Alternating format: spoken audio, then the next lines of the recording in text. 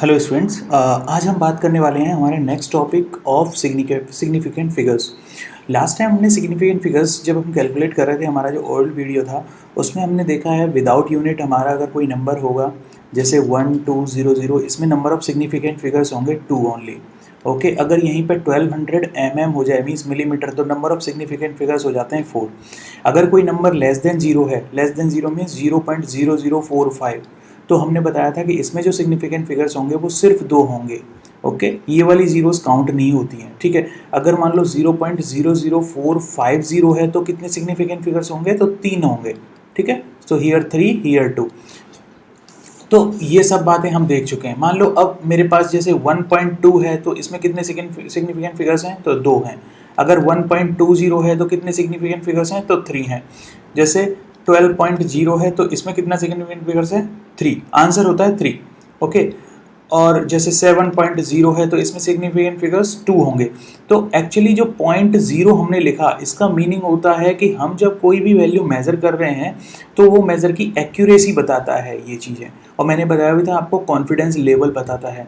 ठीक है, then we have discussed about अच्छा okay, earlier video I think I would have mistakenly taken like 12.0 will have only 2 significant figures. No, it will have 3 actually. By mistake it has been gone to 2, so it is 3. Okay, so 12.0 it is 3, 7.0 it is 2। तो ये हमारे number of significant figures होते हैं। अब question आता है कि significant figures तो ये तो ठीक है, कई बार हम वैल्यूज को देते हैं 6 × 10⁻² मिलीमीटर, तो इसमें कितना सिग्निफिकेंट फिगर्स होगा? तो आंसर होगा कि इसमें एक्चुअली होगा तो 3 ही।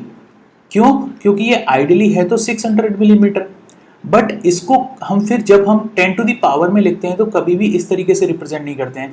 ये वैल्यू आती है जब हम कहीं पे कोई एक्सपेरिमेंट कर रहे हैं और कोई रिजल्ट आता है हमारा, तो हम रिजल्ट को इस तरह से डिस्प्ले करते हैं कई बारी। तो हम क्या करेंगे 6.00 × 10⁻² मिलीमीटर, क्योंकि मेरा आइडियल नंबर ये था। अब उसको जब मैं रिप्रेजेंट करूंगा तो it will be 6.00, so that ये नंबर बताएगा सिग्निफिकेंट फिगर्स को। और 10⁻ कभी भी याद रखना सिग्निफिकेंट फिगर्स में काउंट नहीं होती है। मींस अगर मैं कहता हूँ 2.5 × 10⁻² मिलीमीटर, तो सिग्निफिकेंट फिगर्स कितने होंगे? My answer will be it is 2.5 will be deciding factor for the significant figure, so it will be 2। अब सिग्निफिकेंट फिगर्स में एक नेक्स्ट टॉपिक आता है, दैट इज राउंड ऑफ। अब राउंड ऑफ कैसे किया जाता है? तो कई बार ये जब हम राउंड ऑफ करते हैं, जैसे फॉर एग्जांपल के लिए आपको दिया जाए 456.56, तो जब आपसे बोला जाता है कि मेरे को इसको 4 सिग्निफिकेंट फिगर्स में ही रखना है, तो आप अभी देखोगे तो इसमें कितना सिग्निफिकेंट फिगर्स है? It is 5 only. ओके, यहाँ पे भी 5 सिग्निफिकेंट फिगर्स है, क्योंकि ये सारे नंबर्स जो है मेरे सिग्निफिकेंट फिगर्स में काउंट होंगे।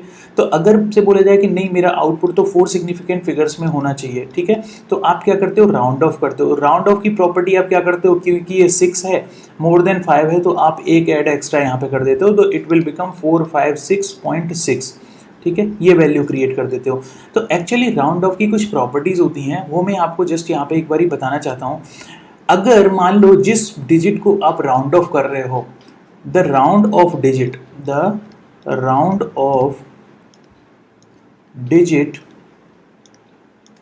Is greater than 5।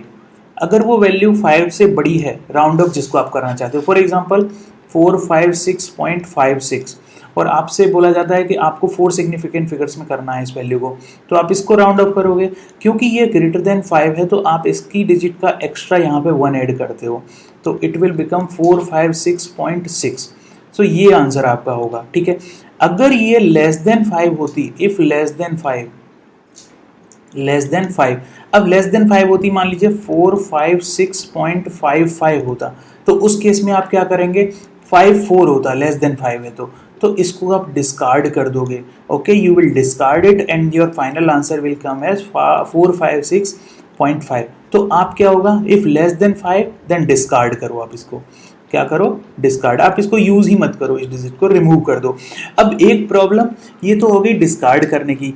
कई बार प्रॉब्लम आती है कि अगर मान लीजिए वो वैल्यू 5 हो जाए तो क्या करेंगे हम? तो देखो उस केस में if round off digit is 5, if round off digit is 5, अगर वो राउंड ऑफ जिस डिजिट को आप कर रहे हो वो 5 है, उस केस में क्या करेंगे? तो एग्जाम्पल के लिए अगर मैं बात करता हूँ, मेरे पास है 2 3 4 0.65 ऐसा है। तो देखो आप जिस डिजिट को राउंड ऑफ कर रहे थे वो अपने आप में 5 हो गई है।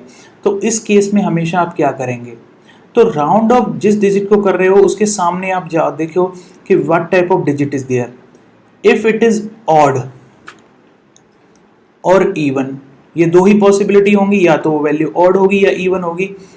इफ ऑड एड 1, आप एड 1 कर दो। इफ इवन डिस्कार्ड, मीन्स आप सिंपल डिस्कार्ड कर दो, नो एडिशन, कोई एडिशन नहीं करोगे आप। एग्जाम्पल के लिए जैसे इसका अगर मैं राउंड ऑफ करता तो क्या होता, because this digit is 5 and इसके सामने वाली जो डिजिट है वो क्या है, मेरी 6 है, जो कि क्या है, इवन है। अगर इवन नंबर होगा तो आप इसको डिस्कार्ड करोगे तो योर आंसर विल बी 234.6, ये आपका आंसर आएगा। अभी मान लो अगर मेरा क्वेश्चन होता 234.55, इस केस में आप क्या करोगे, क्योंकि ये भी 5 है तो आपको इसको राउंड ऑफ करना था, बट प्रॉब्लम ये हो गई this is 5 itself, means odd. अब ये आपके लिए ऑड क्वांटिटी है, तो जब ऑड होगा तो आप 1 ऐड कर दोगे, सो इट विल बी 235.6, तो ये आंसर आएगा आपका। क्लियर। तो जब भी कभी आपको इस तरीके से राउंड ऑफ करना पड़े तो आप हमेशा याद रखना, और इसी तरीके से आपको करना है। जैसे राउंड ऑफ करने का रिक्वायरमेंट पड़ती क्यों है, फॉर एग्जांपल लीजिए एक मेरे पास क्वेश्चन है। क्वेश्चन क्या है, आपसे बोला जाता है you have to calculate 25.2 multiplied by 1374 divided by 33.3। एक एग्जाम्पल है, मैंने जस्ट ये लिया है। ओके अगर आप इसको जब सॉल्व करते हो तो answer will come something like 1039.78। Okay ये आंसर आएगा। अब क्वेश्चन है कि ये 7838 समथिंग एक्चुअली ऐसा आता है, बट क्वेश्चन इज कि आपको इस क्वेश्चन को सॉल्व करना था। अब मैंने जैसे कि पहले भी बोला है कि कोई भी क्वेश्चन आपको मैथमेटिक्स में जो क्वेश्चन पूछा गया या फिजिक्स में क्वेश्चन पूछा गया राउंड ऑफ से रिलेटेड, वो मल्टीप्लाई या डिवीजन करने के लिए नहीं है। वो किस लिए है, actually he want to check, और question paper want to check whether you are having a knowledge about the significant figures and round off और नॉट। तो उस केस में आप देखो, आप याद करो माई पार्ट 1 वीडियो, मैंने बोला था कि जब आप मल्टीप्लाई करते हो या डिवाइड करते हो, the number of significant figures जो आपके आंसर में होने चाहिए वो होने चाहिए minimum number of significant figures available in your input values.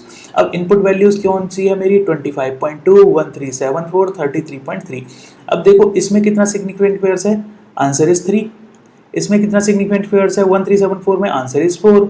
इसमें कितना सिग्निफिकेंट फिगर्स है, आंसर इज 3। अब क्वेश्चन आता है कि ये 3, 4, 3 इन वैल्यूज का जब मैं मल्टीप्लीकेशन और डिवीजन करूंगा तो मेरा फाइनल आंसर में कितना सिग्निफिकेंट फिगर्स होगा, डेफिनेटली 3। जिसमें लोएस्ट होता है उतना सिग्निफिकेंट फिगर होगा। It means this value will have only 3 significant figures. इसके अंदर 3 ही सार्थक अंक होने चाहिए। अब 3 सार्थक होने चाहिए, उसके लिए आपका क्या करोगे, आप चीजों को डिस्कार्ड करना शुरू करोगे। अब डिस्कार्ड कैसे करोगे, डिस्कार्ड करने का मतलब है आप राउंड ऑफ करोगे। जैसे देखो ये वाला 8 है, ये क्या करेगा, इसको 4 बना देगा, करेक्ट, इसको 4 बना देगा, और ये वाला 4 इसको क्या करेगा, कुछ नहीं करेगा, ये मूव कर जाएगा। तो एक्चुअली आपको आंसर मिलने लगेगा 1039.78। बट आपकी प्रॉब्लम है क्या, हमारे पास 3 डिजिट्स में होना चाहिए, मीन्स सिग्निफिकेंट फिगर्स 3 होने चाहिए, और यहाँ पे कितने सिग्निफिकेंट फिगर्स हैं, 4 और 2 6। अभी भी नहीं काम बनेगा, तो आपको क्या करने पड़ेगा, इस 8 को डिस्कार्ड करना पड़ेगा, और 8 is more than 5, more than 5 है तो ये कितना हो जाएगा 8, 9301। अगेन इसमें कितना सिग्निफिकेंट फिगर्स है, टोटल 5। अभी भी प्रॉब्लम है, हमें कितना चाहिए, ओनली 3। अब 8 क्या करेगा, इधर जाएगा तो क्या करेगा, 1 इंक्रीज कर देगा, तो इट विल बिकम 1040, करेक्ट। अब आपसे पूछा जाए कि इसमें कितना सिग्निफिकेंट फिगर्स है, answer is 3। Okay, so this is your correct answer. तो आपका एक्चुअली इस क्वेश्चन का जो करेक्ट आंसर है वो क्या है, 1040। क्यों है, क्योंकि इसमें नंबर ऑफ सिग्निफिकेंट फिगर्स जो हैं वो हैं 3, और आपको 3 ही चाहिए था। क्यों चाहिए था, बिकॉज यहाँ पे भी आपको 3 है, यहाँ पे भी आपको 4 है, यहाँ पे 3 है, और आपको चाहिए minimum number of significant figures available in your inputs, उतना ही इन आउटपुट में आपके सिग्निफिकेंट फिगर्स होगा। तो हमेशा याद रखना, इस तरीके से हम लोग राउंड ऑफ करते हैं। तो राउंड ऑफ की property now we have seen, अगर round off digit more than 5 है तो वो अपना एक 1 ऐड करेगा, अगर लेस देन 5 है तो डिस्कार्ड हो जाएगा। अब प्रॉब्लम 5 के साथ आती है क्योंकि वहाँ पे टाई जैसी सिचुएशन आ जाती है।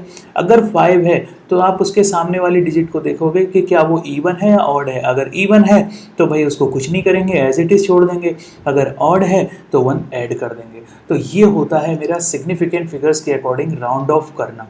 Okay, and one more D also we have discussed here, 10 to the power वाली वैल्यूज जो होती हैं वो कभी भी सिग्निफिकेंट फिगर्स में काउंट नहीं होती हैं। तो जब भी आपको अपना रिजल्ट बोलना हो, मान लीजिए आपने एक रोड को मेजर किया और वो आया है 600 मीटर, अब इसमें कितने सिग्निफिकेंट फिगर्स हैं? 3।